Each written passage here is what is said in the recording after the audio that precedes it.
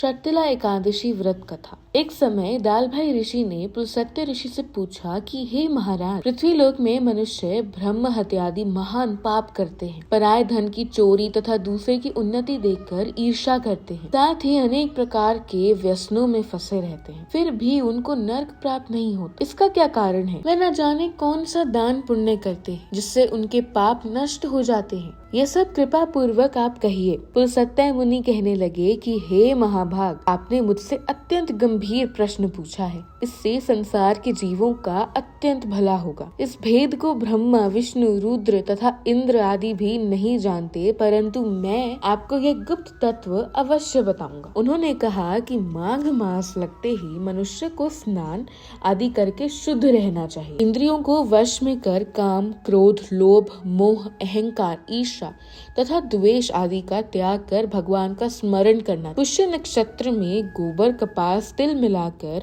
उनके कंडे बनाना चाहिए। उन कंडों से 108 बार हवन करना चाहिए। उस दिन मूल नक्षत्र हो और एकादशी तिथि हो तो अच्छे पुण्य देने वाले नियमों को ग्रहण करें। स्नान आदि नित्य क्रिया से निवृत्त होकर सब देवताओं के देव श्री भगवान का पूजन करें और एकादशी व्रत धारण करें। रात्रि को जागरण करना चाहिए। उसके दूसरे दिन धूप, दीप, नैवेद्य आदि से भगवान का पूजन करके खिचड़ी का भोग लगाएं। तत्पश्चात पेठा, नारियल, सीताफल या सुपारी का अर्घ्य देकर स्तुति करनी चाहिए। हे भगवान, आप दीनों को शरण देने वाले हैं, इस संसार सागर में फंसे हो का उद्धार करने वाले हैं। हे पुंडरीकाक्ष, हे विश्व भावन, हे सुब्रमण्य, हे पूर्वज, हे जगतपते, आप लक्ष्मी जी सहित इस तुच्छ अर्घ्य को ग्रहण करें। इसके पश्चात जल से भरा कुंभ या घड़ा ब्राह्मण को दान करें तथा ब्राह्मण को श्यामा गौ और तिल पात्र देना भी उत्तम है। तिल स्नान और भोजन दोनों ही श्रेष्ठ हैं। इस प्रकार जो मनुष्य जितने तिलों का दान करता है उतने ही 1000 वर्ष स्वर्ग में वास करता है। पहला तिल स्नान, दूसरा तिल का उबटन, तीसरा तिल का हवन, चौथा तिल का तर्पण, पांचवा तिल का भोजन और छठा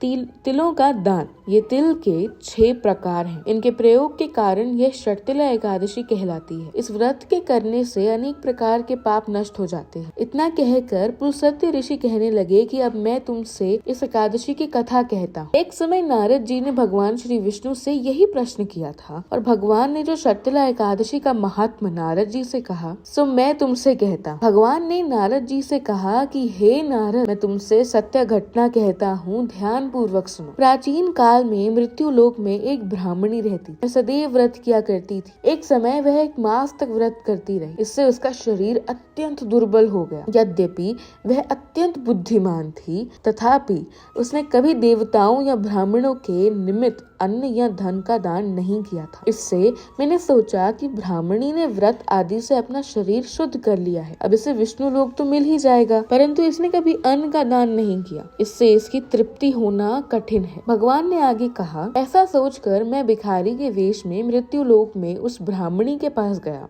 और उससे भिक्षा मांगी। वह ब्राह्मणी बोली, महाराज किस लिए आए हो? मैंने कहा मुझे भिक्षा चाहिए। इस पर उसने एक मिट्टी का ढेला मेरे भिक्ष पात्र में डाल दिया। मैं उसे लेकर स्वर्ग में लौट आया। कुछ समय बाद ब्राह्मणी भी शरीर त्याग कर स्वर्ग में आ गई। उस ब्राह्मणी को मिट्टी का दान करने से स्वर्ग में सुंदर महल मिला, परंतु उसने अपने घर को अन्नादि सब सामग्रियों से शून्य पाया। घबराकर वह मेरे पास आई और कहने लगी कि भगवान, मैंने अनेक व्रत आदि से आपकी पूजा की, परंतु फिर भी मेरा घर अनादि सब वस्तुओं से शून्य है। इसका क्या कारण है? इस पर मैंने कहा, पहले तुम अपने घर जाओ, देव स्त्रियां आएंगी तुम्हें देखने के लिए। पहले उनसे शर्तिला एकादशी का पुण्य और विधि सुन लो, तब द्वार खोलना। मेरे इस वचन सुनकर वह अपने घर गई। जब देव स्त्रियां आई और द्वार खोलने को कहा तो ब्राह्मणी बोली, आप मुझे देखने आई हैं तो शर्तिला एकादशी का महात्मा मुझसे कहो। उनमें से एक देव स्त्री कहने लगी कि मैं कहती हूँ। जब ब्राह्मणी ने शर्तिला एकादशी का महात्मा सुना तब द्वार खोल दिए। देवांगनाओं ने उसको देखा कि ना तो वह गंधर्वी है और ना आसुरी है और ना पहले जैसी मानुषी है।